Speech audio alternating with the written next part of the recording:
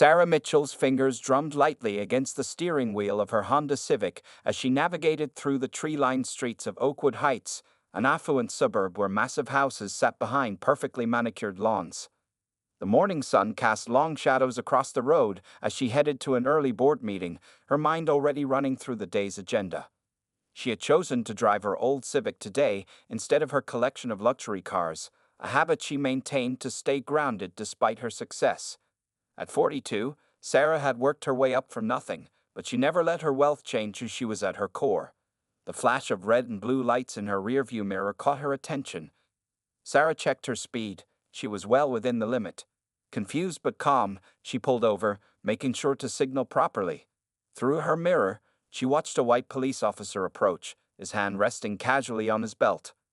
"License and registration, ma'am," the officer demanded, his tone carrying an edge that made Sarah's heart sink. She had been through this before. "Of course, officer," Sarah replied politely, reaching slowly for her glove compartment.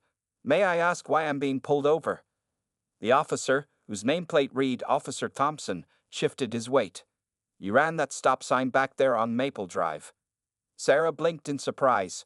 She knew for certain she had come to a complete stop. It was a habit ingrained in her since driving school. "Sir, I'm quite sure I made a full stop." Officer Thompson's expression hardened. "Are you saying I'm lying, ma'am?"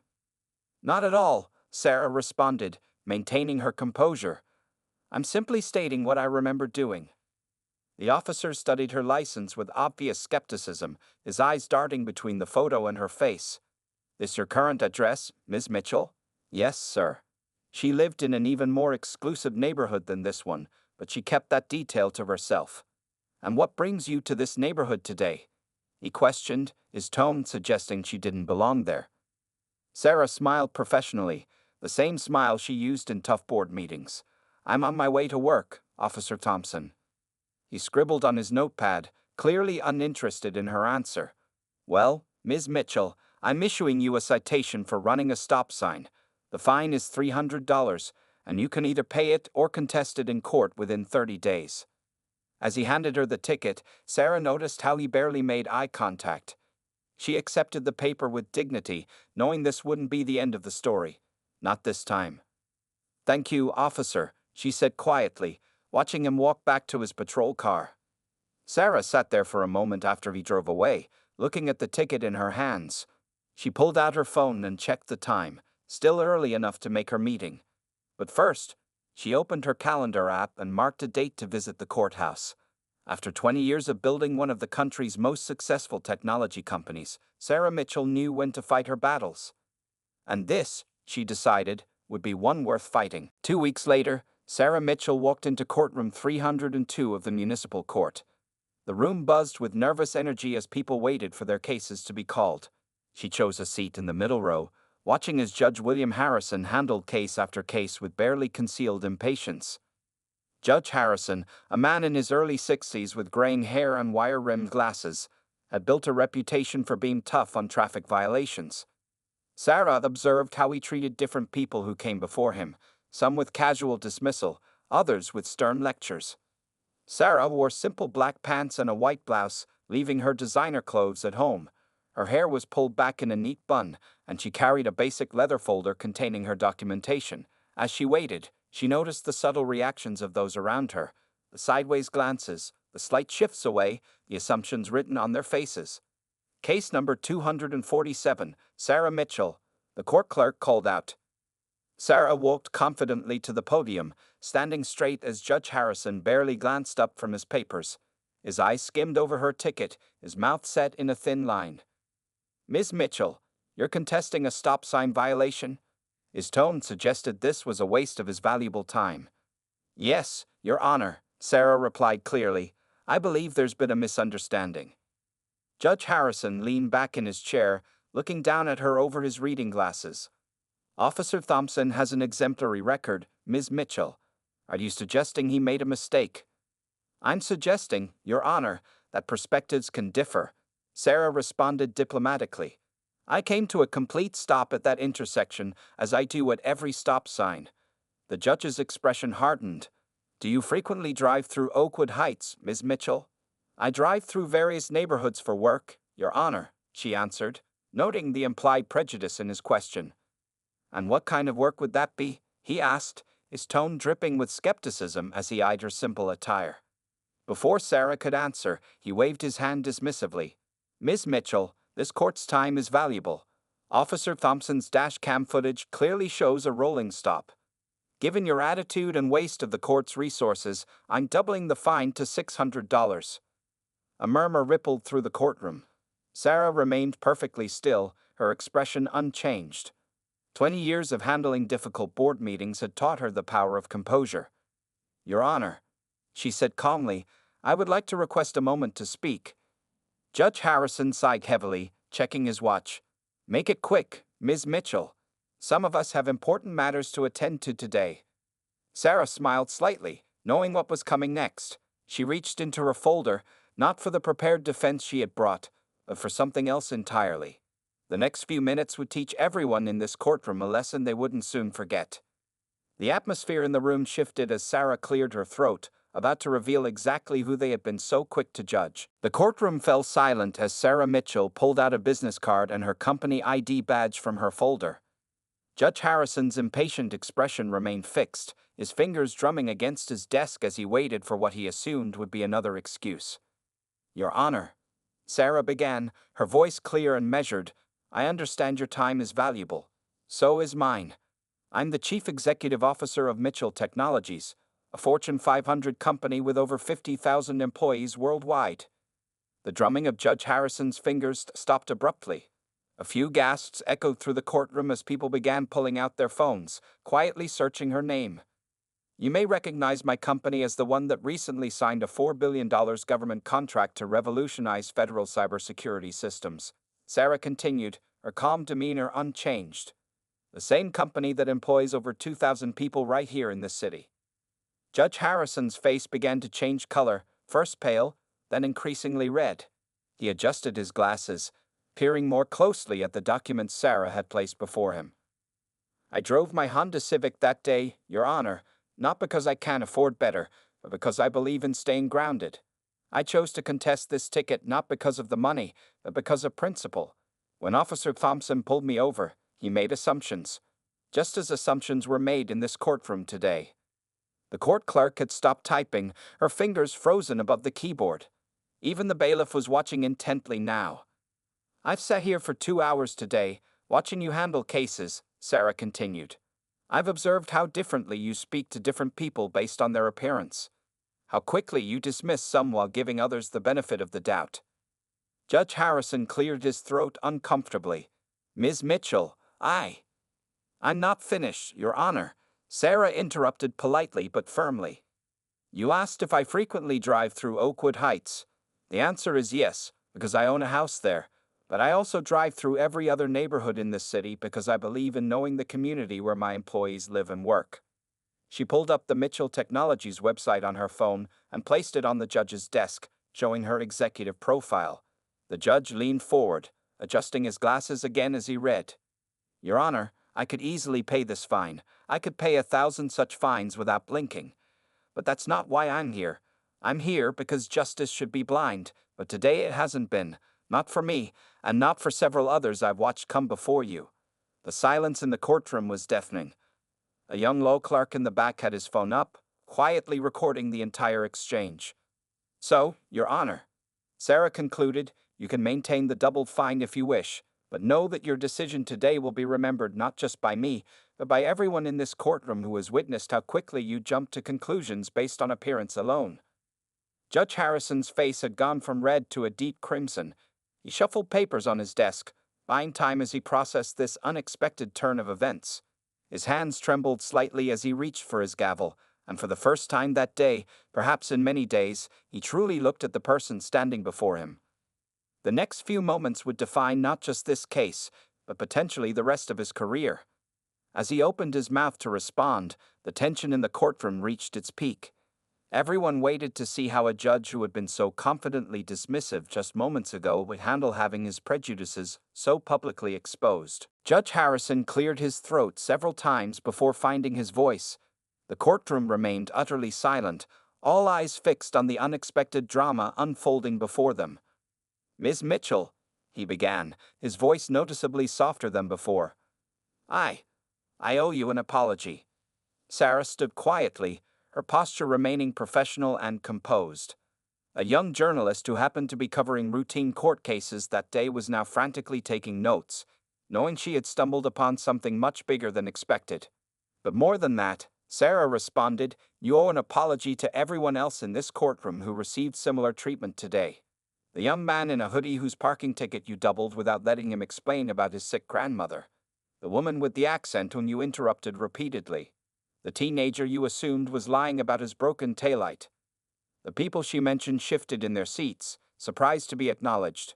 Judge Harrison's eyes scanned the courtroom, seeing these faces properly for the first time. "Your Honor, I'm going to share something with you," Sarah continued, pulling out another document from her folder. "This is a printout of Mitchell Technologies' latest initiative. We're launching a $50 million program to address systemic bias in public institutions. We're partnering with organizations to provide training, resources, and oversight." She placed the document on his desk, watching as his eyes widened at the details. "We were looking for a pilot location to launch this program," Sarah explained. "I wasn't planning to announce this yet, but given today's events, I think this courthouse would be an excellent place to start." Murmurs rippled through the courtroom. Judge Harrison picked up the document with trembling hands, reading through the details of a program that could either make or break his career. "Of course," Sarah added, her voice carrying clearly through the silent room, "that would require full cooperation from the judicial staff, including regular bias training sessions and monthly reviews of case handling statistics broken down by demographic factors." The young law clerk who had been recording everything almost dropped his phone. This had evolved from a simple traffic court dispute into something that could reshape the entire local judicial system. "Ms. Mitchell," Judge Harrison said, removing his glasses and rubbing his eyes, "your point is well made. More than well made. I prided myself on being fair and impartial, but today you've shown me a mirror I can't ignore." He picked up his gavel, then set it down again without using it. For the first time in his 20-year career, he stepped down from his bench and walked around to where Sarah stood. "I don't just apologize to you," he said, loud enough for everyone to hear, "but to everyone in this courtroom. Ms. Mitchell has revealed a bias that I didn't even realize I was carrying. This is not what justice should look like." Sarah nodded slightly, acknowledging his words. "Actions speak louder than words, Your Honor." "Indeed they do," he agreed. "The fine is dismissed, but more importantly, I would very much like to hear more about this initiative of yours. Perhaps this is an opportunity for real change." As if on cue, phones throughout the courtroom lit up with notification sounds. The story was already breaking on local news websites. Fortune 500 CEO challenges judicial bias in dramatic courtroom confrontation. Sarah finally allowed herself a small smile. This wasn't just about a traffic ticket anymore. It never had been. As she gathered her documents, she could feel the energy in the room shift from tension to hope. Sometimes she thought the biggest changes start with the smallest moments. "My office will be in touch about the initiative," she said, turning to leave. "And Your Honor, thank you for listening. That's always the first step toward change." That evening, Judge William Harrison sat alone in his chambers, staring at his computer screen. News of the morning's events had spread like wildfire across social media. His secretary had already fielded dozens of calls from reporters, and his email inbox was overflowing with interview requests. He clicked through article after article, each one detailing how Sarah Mitchell, CEO of Mitchell Technologies, had exposed systemic bias in his courtroom. Some headlines were harsh. "Judge faces embarrassment after confrontation with black female CEO." Others were more measured. "Courtroom incident sparks discussion about judicial reform." Running his hands through his gray hair, Judge Harrison thought about his 30-year career in law. He had always seen himself as one of the good ones. Fair, honest, dedicated to justice. But today's events forced him to question everything. His phone buzzed again. This time it was his daughter, Catherine, a law student at Harvard. "Dad," she said when he answered, her voice tight with emotion, "I just saw the videos. They're everywhere." "Catherine, he began, but she cut him off. "No, Dad, listen. This is exactly what I've been trying to tell you about for years. Remember when you dismissed my papers about implicit bias in the justice system? Remember how you said I was being too sensitive? Judge Harrison felt his throat tighten. I remember. That woman today, she didn't just expose your bias, Dad. She gave you a chance to be part of the solution. Do you understand how important that is? He looked at the Mitchell Technologies Initiative document still sitting on his desk. The $50 million program could transform not just his courthouse, but potentially the entire state's judicial system. I understand now, he said quietly. I really do. After hanging up, Judge Harrison opened his court records from the past year. For the first time, he began reviewing his decisions with new eyes, looking for patterns he had never noticed before. The statistics were uncomfortable to read. Clear disparities in fine amounts, conviction rates, and tone of court transcripts based on defendants' demographics. A knock on his door interrupted his research. It was Jerry, the young law clerk who had recorded the morning's events. Your Honor, Jerry said, stepping into the office. I've worked here for 2 years, and I've seen a lot of things I wasn't comfortable with, but I never knew how to speak up. Judge Harrison gestured for him to sit down. Tell me more, Jerry. I need to hear this. For the next hour, Jerry shared his observations, the subtle discrimination, the unconscious patterns, the accumulated impact of countless small biases. Judge Harrison took notes, his hand shaking slightly as he wrote. As evening turned to night, Judge Harrison drafted an email to Sarah Mitchell. He deleted and rewrote it 7 times before finally settling on the right words. Dear Ms. Mitchell, today you did more than expose my biases, you offered a path to correction. I spent the evening reviewing my court records, and the patterns are undeniable. I'm deeply committed to making this right. I would be honored to work with Mitchell Technologies on your initiative. But more than that, I want to use my position to advocate for systematic change. My retirement is due in 2 years, but before I leave, I want to ensure that the system I leave behind is better than the one I served. Your words about staying grounded despite success struck a chord. I realize now that I had become exactly what I once fought against, someone too comfortable in their power to see their own flaws. Thank you for the wake-up call. Respectfully, William Harrison. As he hit send, Judge Harrison felt something he hadn't experienced in years, a humbling but hopeful feeling of starting over, of learning again. Tomorrow would bring its own challenges, but for tonight, he had taken the first step toward change. 1 week after the courthouse incident, Sarah Mitchell stood before a packed auditorium at the City Convention Center.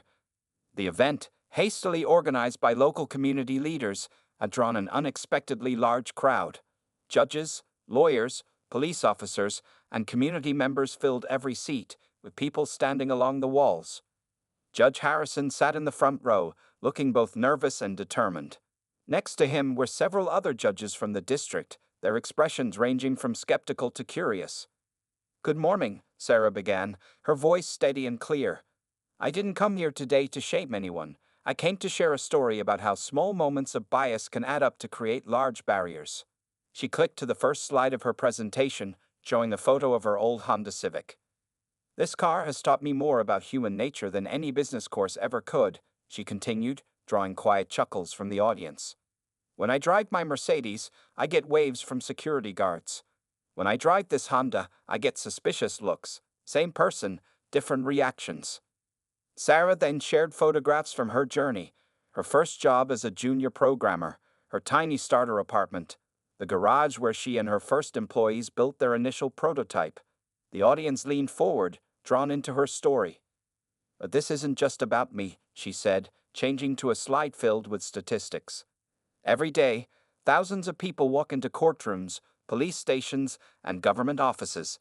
They're nervous, vulnerable, hoping for fairness. And too often, they're judged not by their actions, but by their appearance. Judge Harrison nodded slowly, encouraging her to continue.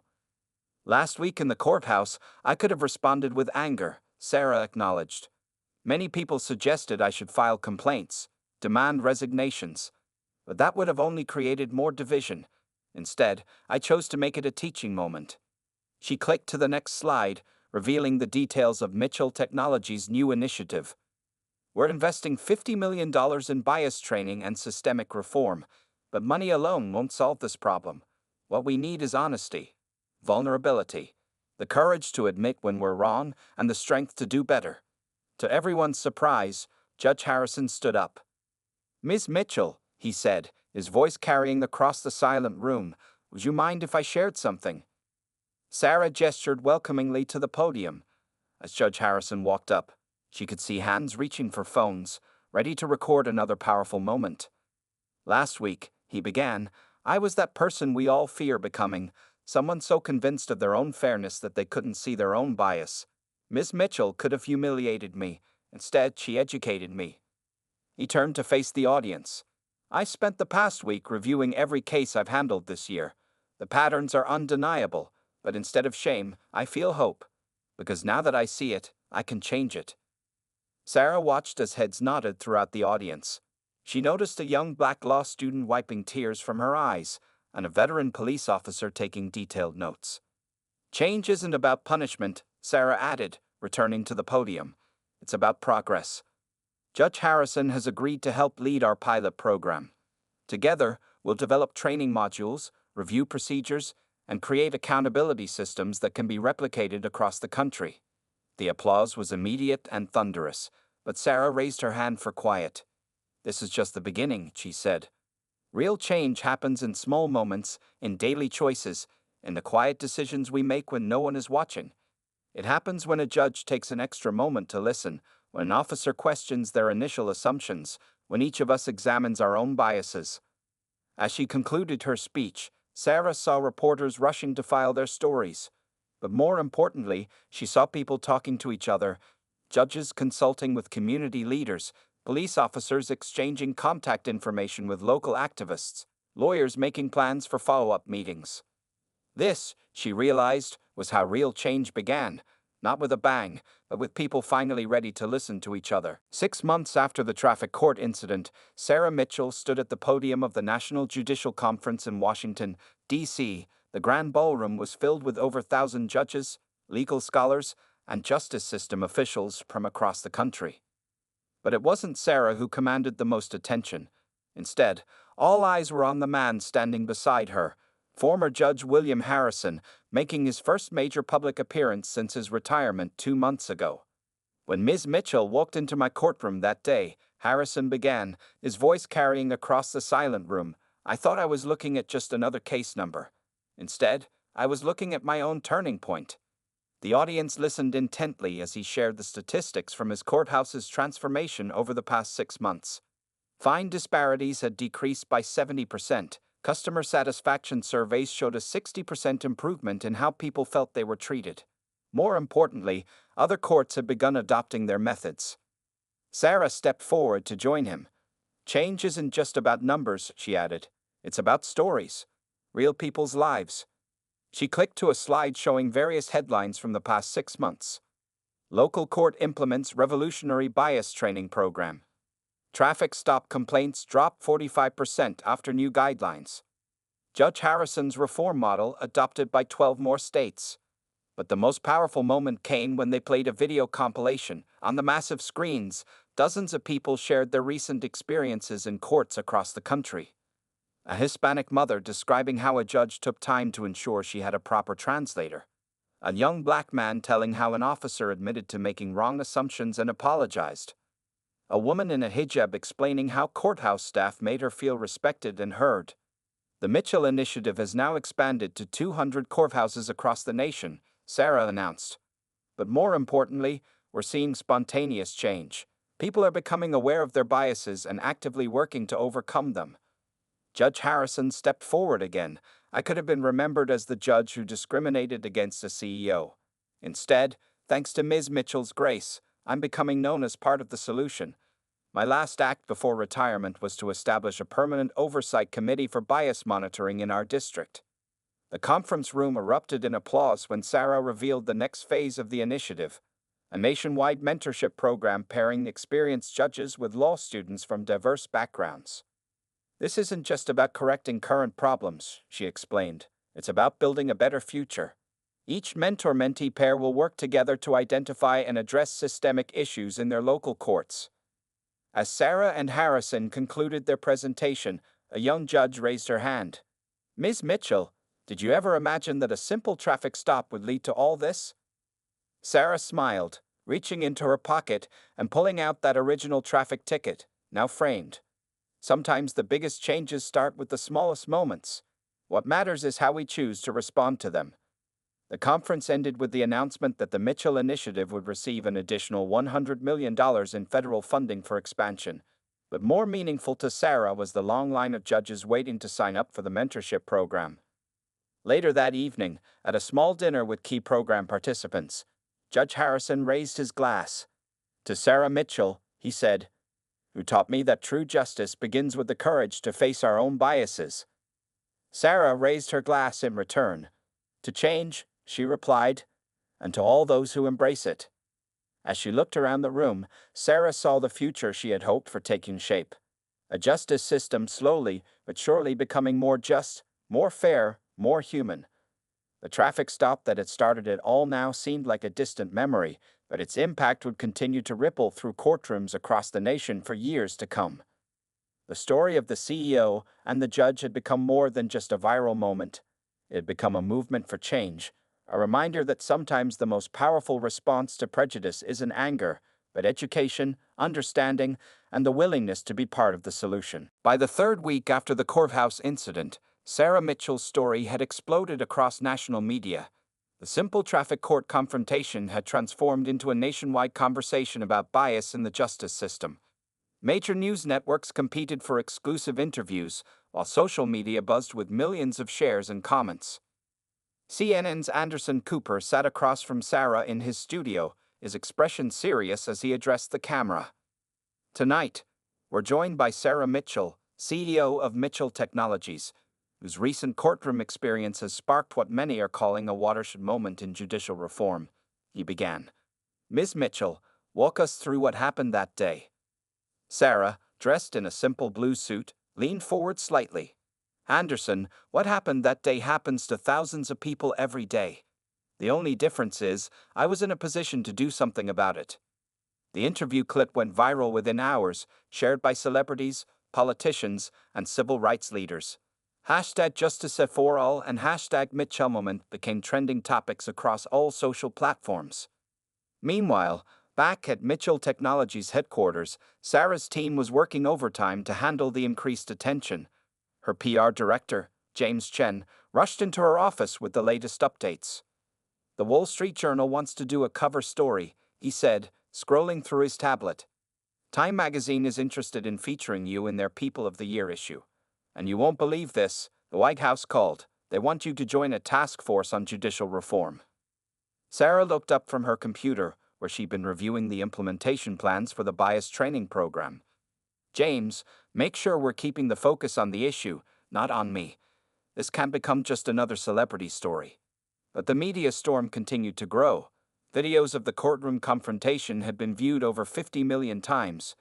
News channels ran side-by-side comparisons of Judge Harrison's behavior before and after realizing who Sarah was, using it as a teaching tool about unconscious bias. Late-night talk show hosts incorporated the story into their monologues. Trevor Noah opened his show saying, "Imagine being so biased you accidentally discriminate against someone who could buy your whole courthouse, and then turn it into a Starbucks." Sarah's phone buzzed constantly with messages from other CEOs, many sharing their own experiences with discrimination. Some offered to join her initiative, pledging additional millions to the cause. But not all attention was positive. Some critics accused her of using her wealth to manipulate the justice system. Others claimed she was exaggerating the incident for publicity.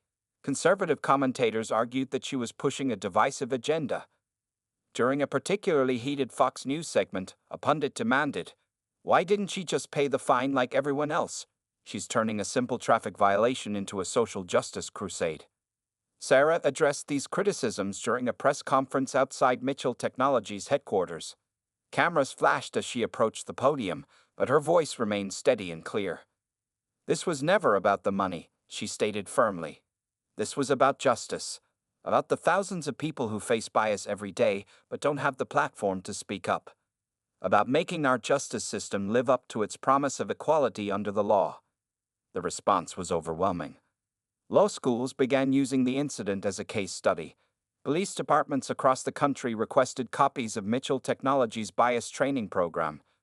Judicial review boards started implementing new guidelines for monitoring courtroom behavior. One morning, Sarah arrived at her office to find a handwritten letter from a 12-year-old girl in Detroit. Dear Ms. Mitchell, yesterday, my mom had to go to court for a parking ticket. The judge was really nice and actually listened to her explanation. She said it was because of you. Thank you for making things better for all of us. Keisha. Sarah pinned the letter to her office wall, right next to the original traffic ticket that had started it all. As reporters clamored for more interviews and politicians sought photo opportunities, she remained focused on the real work, creating lasting change in a system that desperately needed it. The media storm would eventually pass, but its impact would reshape conversations about justice and equality for years to come.